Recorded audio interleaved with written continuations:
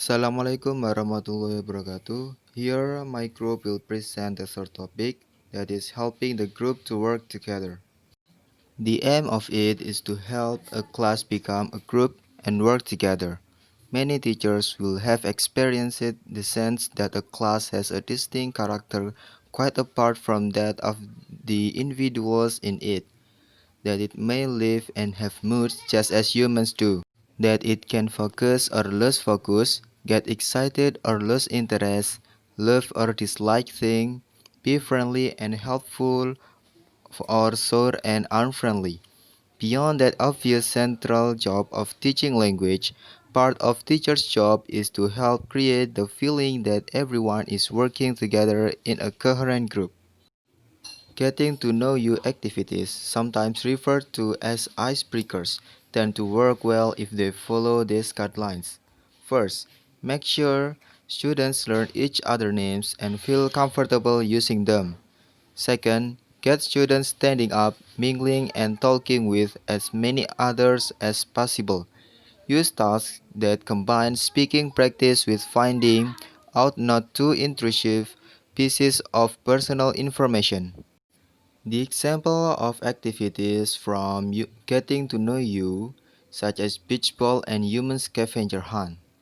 In beach ball, prepare a ball or balloon and use a permanent marker to write as much get to know you as possible until it covers the surface of the ball. Then throw it to the students. They must answer the question that is on their thumb. After that, he will throw it at other students and do the same. Another activity from getting to know you is human scavenger hunt. Students are given a list of different characteristics, like has a pet, likes rock music, outgoing, and etc. The student then looks for people who match these characteristics and asks for his signature. Each person can only fill out his friend sheet once, not double. It's also important to get students to feel comfortable and a part of both small groups and the class as a whole. Do this by setting tasks that are more discussion based than language focused. Require group to work together to come to compromise or fully discuss solutions. Are likely to be enjoyable and provoke laughter and creative response. Encourage learners to work together for a combined goal, though be wary of activities that might pick out individual students as either strong or weak. Include personal elements that encourage learners to reveal some aspects of their life interests and tastes. Get students thinking and comparing ideas about the course to come, creating a sense of community and purpose technique. A group becomes a group when it gels, which comes when a sense of collective identity purpose starts to appear. It comes when learners really listen to and show tangible support for each other. It comes as well as working to get wherever they want individually. People also work together to achieve things. Some of these ideas may help a group to gel. One, as well as the more normal work on language skills, also keep mixing in works that doesn't have overt language goals, but instead aims to build the group and the quality of relationship and interaction. Make a project which aims to build groups and quality relationship and interactions rather than focusing on language goals. 2. Take the risk of adding in occasional activities that invite but do not require a greater level of personal revelation. For example, drawing a road of my life with key events marked, which can then be introduced to a partner and discussed. 3. Start an ongoing group project that runs through a period of the course, for a month, a term, or longer. The project should be one that is only achievable when the class work together, one where everyone has a role, or a number of responsibilities, but they build together to make a single group achievement. When the project is worked on in a lesson, take time to help reinforce the group building goals. Project grouping. Actually, it is same with the tactic of creating sense of community and purpose that already mentioned by Jim. The group aims is to complete a task that results in a product or presentation. Grouping based on students who have a good relationship based on their skills or abilities.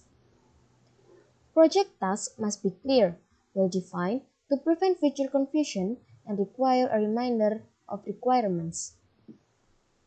Creating synergy technique.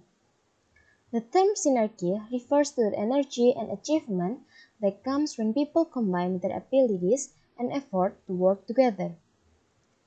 This technique will work better if the class met the following conditions. First, participants listen to and respect each other. Second, because members feel valued, trusted, and safe within the group, they are more willing to state their own opinions. Third, they are task focused, working towards achieving the goal that has been set or agreed. Fourth, they process focus, showing awareness as to how the works affect individual group members and aiming to make sure that all are involved and that things are done fairly. The fifth, their teacher believes and trusts that they can achieve more than they think they can.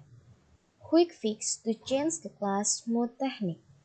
This technique will help when the class seems temporarily sluggish, tired, uninterested, or downright hostile.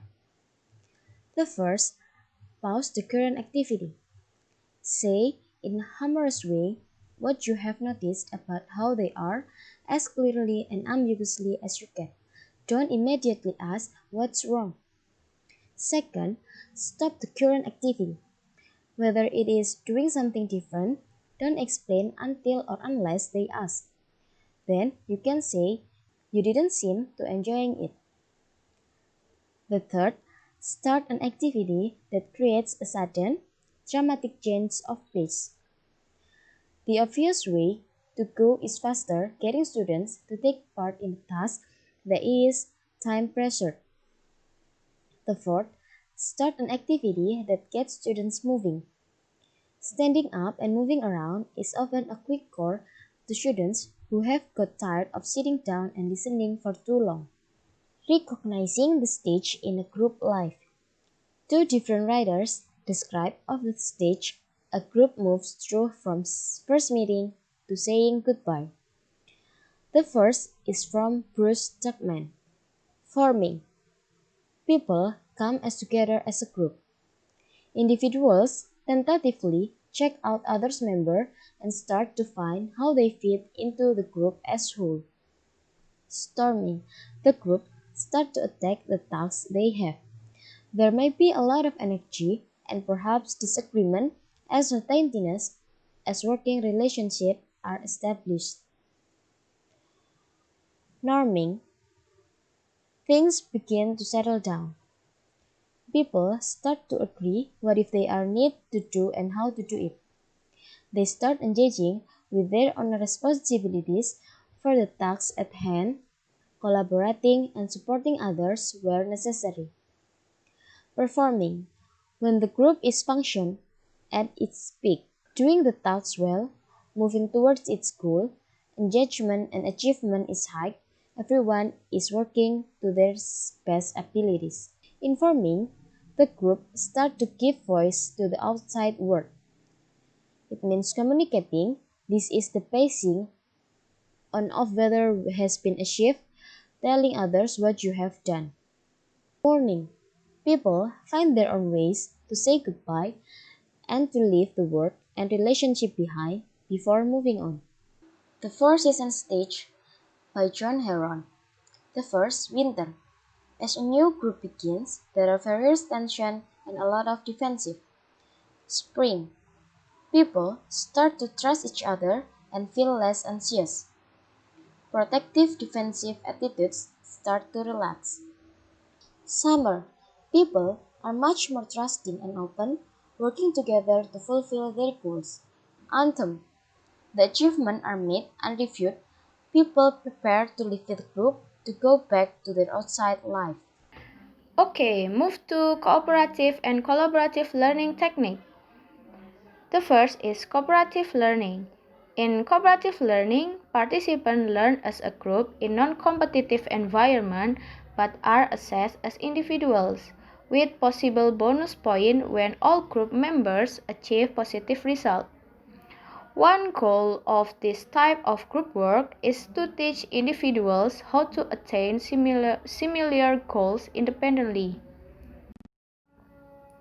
The next is collaborative learning.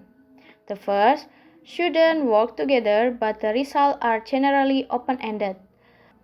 And the goal of collaborative work is to learn by cooperation, interaction, research, and task completion. The second is students can form their own group. Students who have similar learning style or skill and who have social ties are likely to form group together. The third is the teacher provides subject for student research and provide parameters that must be met and provide appropriate resources.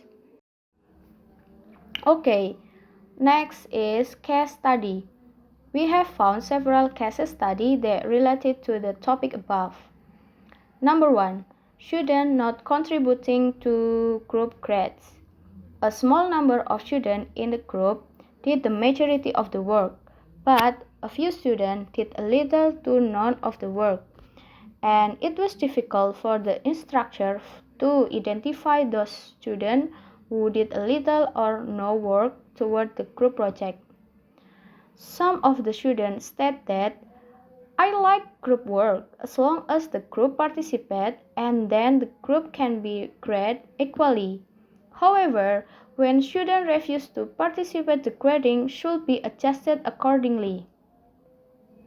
Most of the comments address the problem of one or two people in the group doing most of the work, but praise the whole group regardless of individual effort. Several students comment that some students were reluctant to identify group members who were not actively engaged due to peer pressure or other reason. The other statement also, it is useful when working with friends who want to share knowledge, but it is useless when I find group members who cannot be asked to work together and who have no willingness to study together. Number 2 is prefer individual work. From the statement on the case study, the student weakness is interact with other people and prefer individual work because how they understand the material is different. In this case, the student understand the topic by reading the materials, and sometimes group work make them difficult in understanding the materials. Number 3. Group work not effective in online environment. The first statement, group work require collaboration which is affected by the schedule of each individual as a group. Trying to schedule time with group members in an online setting was problematic. The second issue was the asynchronous communication through emails, chats, or learning management system still required students to wait for a response for each other member, and this lag in communication made the process of getting group work done longer and more complicated. The third is cited that without seeing group members in a class on a weekly basis, some group members experience less pressure to turn in their portion of assignment in on time or to interact until the deadline for the assignment was near.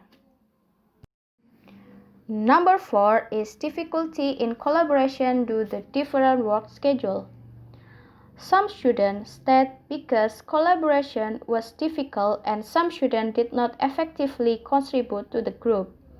The quality of the group project suffered. It was difficult to manage time to work together. Even they had an appointment about the time for group discussion, but some of group members did not come. Sometimes even they came, they did not take the discussion seriously. They sometimes talk about another topic instead of discussing the given material. Number 5 is instructor guidance oversight. Shouldn't comment when giving grades on the group projects. Part of the grade should be based on individual effort and part on the group project itself. In most cases, this individual portion of the group grades for each student was based on the peer reviews and students seems to like this idea. Another suggestion mentioned by several students was that group projects should have an individual and group component grade by the instructor for each member. Okay, these are the references of our presentation today. Thank you very much for your nice attention.